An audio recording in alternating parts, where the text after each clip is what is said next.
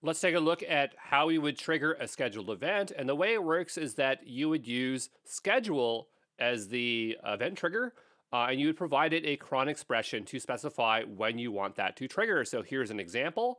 Let me get my pen tool out to make this a little bit more clear. So the idea is that we have this on, which says what do we want to trigger this workflow on, and we're going to do this on a schedule. And the only option is cron. So cron is an expression format. And so this translates to something particular. Just so you know, I've been using cron for the entirety of my career. I cannot remember cron syntax because the frequency that you use it is so low. So do not feel bad if you don't know how it works.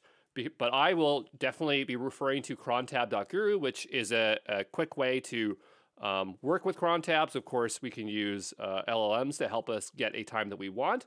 But anyway, the point is that we have a cron tab, and then down below we have our job, and our job's called test schedule, and it's going to run on Ubuntu.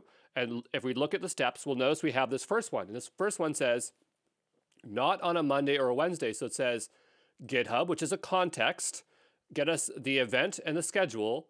And if it equals this, or does not equal this, which would be this one up here, then skip this step on Monday and Wednesday. All right, and then over here, this will run every time down below. So hopefully that makes sense. Yeah, again, don't stress out about cron logic. Just understand that it takes a cron expression, and we have a convenience tool. Okay.